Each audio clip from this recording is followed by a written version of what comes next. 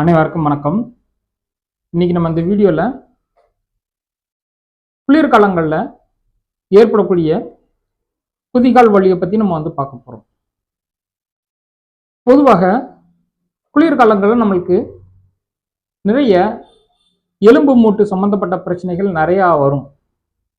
அதோட நுரையீரல் பிரச்சனை, இதய பிரச்சனை, சிறுமாண்ட மண்டல பிரச்சனை, இந்த மாதிரி நிறைய நம்ம சொல்லிட்டு போகலாம். இன்னைக்கு பல பேர் ரொம்ப அதிகமாக பாதிக்கப்படக்கூடிய ஒரு பிரச்சனை குதிகால் வலி. இது நம்ம ஆங்கிலத்தில் கல்கினியல் ஸ்பார் அப்படின்னு நம்ம சொல்லுவோம். தமிழில் குதிகால் வலி அல்லது குதிகால் வாதம் நம்ம சொல்லலாம். இந்த குதிகால் வலி அல்லது குதிகால் வாதம் அப்படின்றது பொதுவாக அதிகாலையில் எந்திரிக்கும் பொழுது அந்த காலில் குதிங்காலில் உள்பக்கமாக கீழே சுருக்கு சுருக்குன்னு குத்துற மாதிரியான ஒரு வலி ஏற்படும். இது நம்மளுக்கு நிறைய பேர் ஃபீல் பண்ணியிருப்போம்.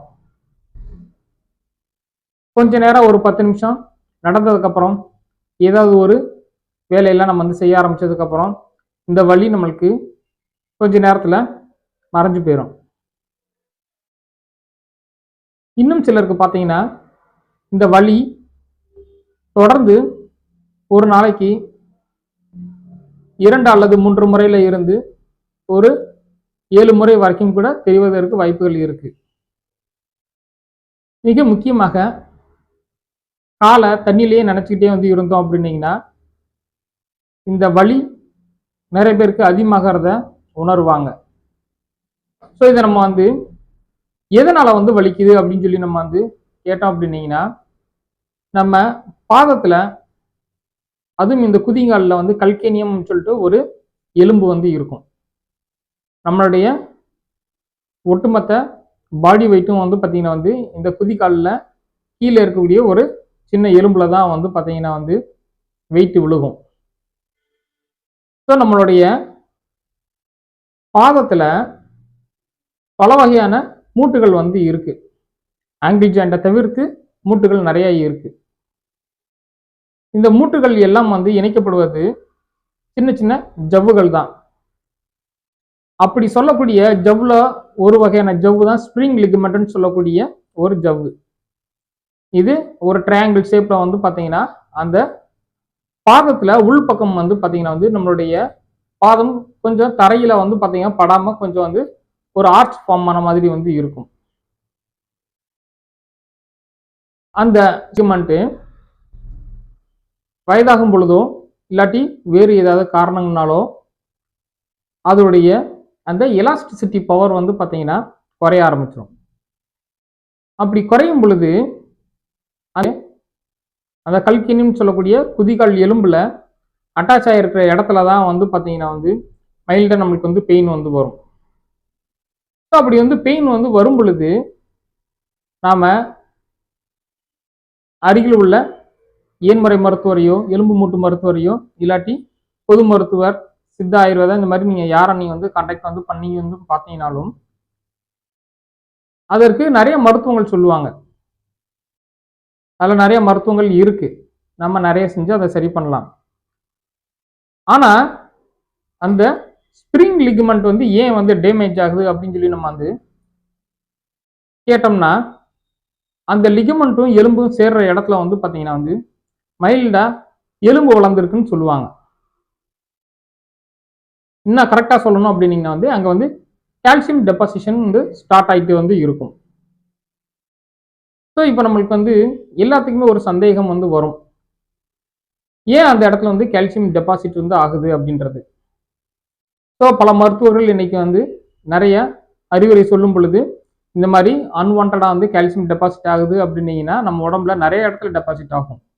அப்போ கால்சியம் அதிகம் உள்ள உணவுப் பொருட்களை எடுத்துக்க கூடாது அப்படின்னு சொல்லுவாங்க.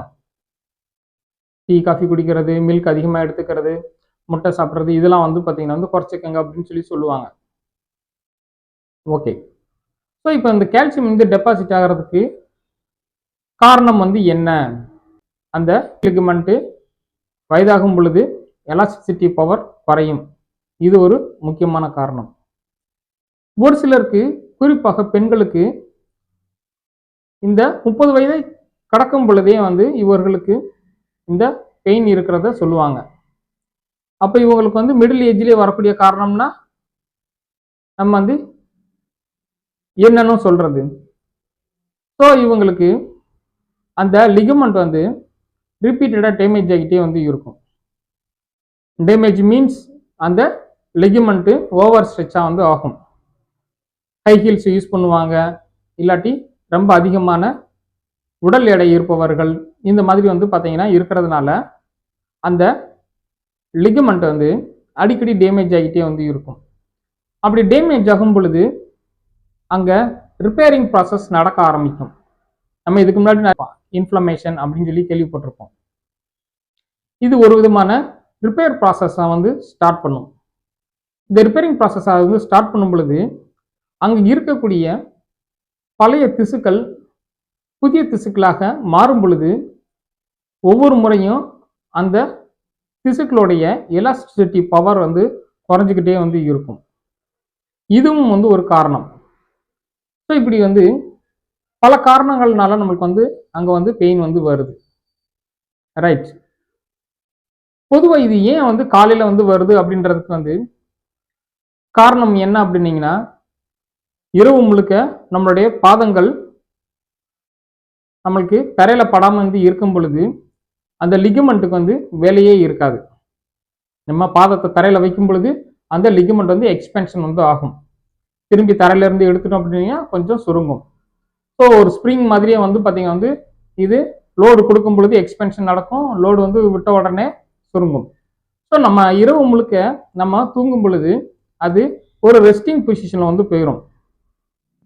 ஸோ ஏற்கனவே இங்கே வந்து இந்த டிஷ்யூக்கு வந்து இன்ஃப்ளமேட்டரி ப்ராசஸ் நடந்துக்கிட்டு வந்து இருக்குது, அதாவது ரிப்பேரிங் ப்ராசஸ் நடந்துக்கிட்டு வந்து இருக்குது அப்படின்னீங்கன்னா, இல்லாட்டி ஏற்கனவே எலாஸ்டிசிட்டி பவர் வந்து ஏதோ ஒரு காரணத்தினால குறைந்து இருக்கணும் அப்படின்னீங்கன்னா, இவர்கள் கிட்டத்தட்ட ஒரு 6 முதல் 8 மணி நேரம் கழித்து காலையில் எந்திரிக்கும் பொழுது இந்த ஜவ்வு வந்து பார்த்தீங்கன்னா வந்து ஸ்ப்ரிங் லிகமெண்ட்னு சொல்லக்கூடிய அந்த ஜவ்வு உடனே அதோடைய எலாஸ்டிசிட்டி பவரை வந்து உடனே கொடுக்காது.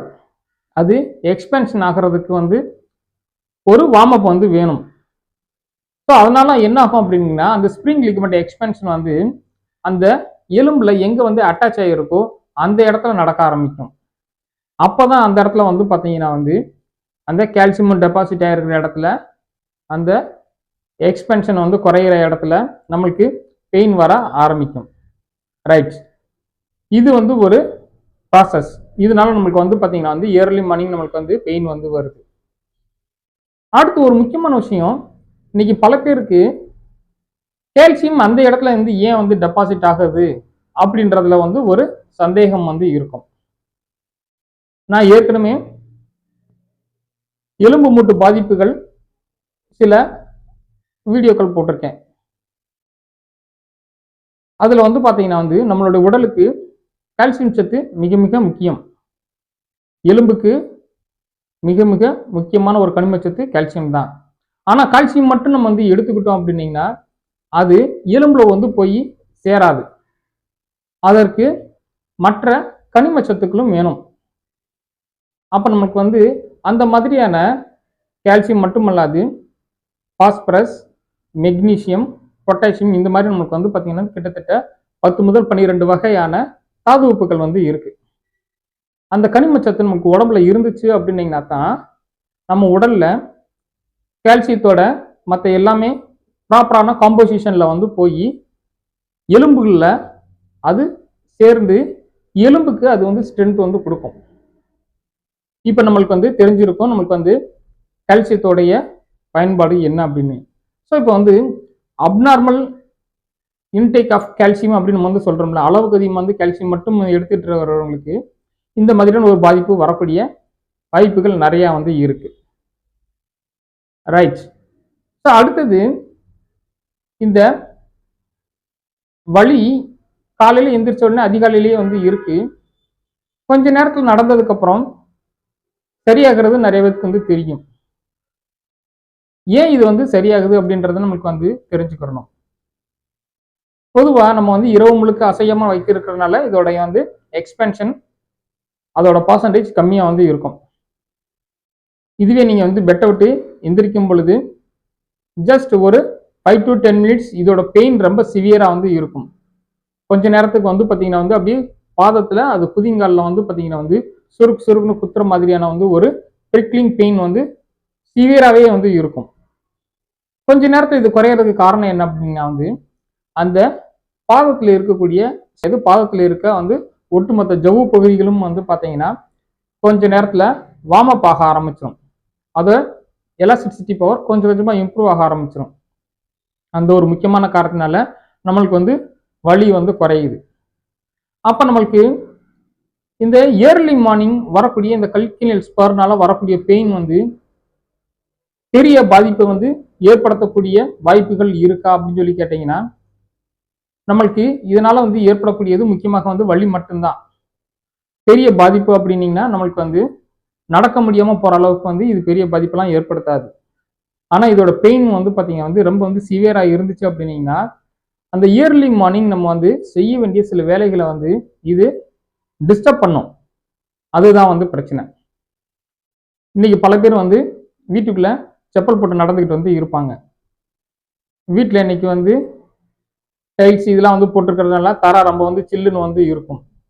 ஸோ இந்த காரணத்தினால வந்து பார்த்தீங்கன்னா வந்து பெயின் வருது அப்படின்னு நம்ம வந்து சொல்லுவோம். நம்ம அதை விட வந்து முக்கியமான வந்து காரணம் நம்மளுடைய பாதம் வந்து பார்த்தீங்கன்னா ரொம்ப ஹார்ட் சர்ஃபேஸில் வந்து நடக்கும் பொழுது பாடி வெயிட் வந்து அந்த சின்ன சின்ன எலும்புகளில் வந்து விழுக்கும். நம்மளுடைய பாதத்தில் வந்து ஒரு ட்ரையாங்கிள் ஷேப்பில் வந்து பார்த்தீங்கன்னா நம்மளுடைய வெயிட் வந்து பார்த்தீங்கன்னா வந்து விழுகும். அது எப்படின்னீங்கன்னா ஒரு பாயிண்ட் வந்து குதிங்காலில் வந்து இருக்கும், ஒரு பாயிண்ட் வந்து பார்த்தீங்கன்னா வந்து அந்த கட்டவரலுடைய அந்த எலும்பு பகுதியில் வந்து இருக்கும், இன்னொன்று வந்து பார்த்தீங்கன்னா வந்து சுண்டு வரல் பகுதியில் இருக்கக்கூடிய ஒரு பாயிண்ட்ல வந்து இருக்கும். கிரேட்டோ, லெசர்டோ, கல்கேனியம் இந்த 3 பார்ட்லையும் தான் வந்து பார்த்தீங்கன்னா இந்த வெயிட் பியரிங் வந்து நம்மளுடைய பாடியில் வந்து பார்த்தீங்கன்னா வந்து அங்கே வந்து வெயிட் பியரிங் வந்து இருக்கும். ஸோ அப்படி வந்து இருக்கும் பொழுது இந்த குதிங்களில் வந்து நம்மளுக்கு வந்து லோடு வந்து அதிகமாக வந்து இருக்கிறதுனால வெறும் தரையில் நம்மளுக்கு வந்து நடக்கும் பொழுது அந்த லோடு வந்து டைரக்டா வந்து எலும்பு பகுதியிலேயே விழுவதற்கான வாய்ப்புகள் ரொம்ப அதிகமாக இருக்கு. ஸோ நம்மளுக்கு வந்து இதுவும் ஒரு விஷயம் நம்மளுக்கு வந்து தெரியும். ஒரு எலும்பு ரிப்பீட்டடா வந்து ஏதோ ஒரு காரணத்தினால இன்ஜுரி ஆக்டிவ் வந்து இருந்துச்சு அப்படின்னீங்கன்னா அங்கேயும் வந்து ரிப்பேரிங் ப்ராசஸ் நடக்க ஆரம்பிக்கும். அதனாலையும் வந்து பார்த்தீங்கன்னா வந்து இங்கே எலும்புல கால்சியம் டெபாசிட் ஆகிறதுக்கு நிறைய வாய்ப்புகள் வந்து இருக்கு. ஸோ அதனால தான் இன்னைக்கு வந்து பார்த்தீங்கன்னா வந்து அறிவுரை கொடுக்கறது என்ன அப்படின்னீங்கன்னா வீட்டுக்குள்ளேயும் வந்து செப்பல் பயன்படுத்துங்க. ரைட். ஸோ அப்போ நம்ம வந்து ஏன் இந்த ஜென்ரேஷனுக்கு மட்டும் வந்து இந்த பெயின் வந்து ரொம்ப வந்து அதிகமாக வந்து வருதுன்றது நமக்கு வந்து யோசிக்க வேண்டிய விஷயம். பொதுவாக நம்ம வந்து போன ஜென்ரேஷன் வரைக்கும் வந்து பார்த்தீங்கன்னா வந்து அதிகமான நடை வந்து இருந்துச்சு. ஸோ அப்போ வந்து அதிகமான நடை வந்து இருக்கும் பொழுது பாதங்கள்ல இருக்கக்கூடிய தசை பகுதிகள் நல்லா வந்து ஸ்ட்ரென்த்தா வந்து இருக்கும். இது ஒரு முக்கியமான விஷயம்.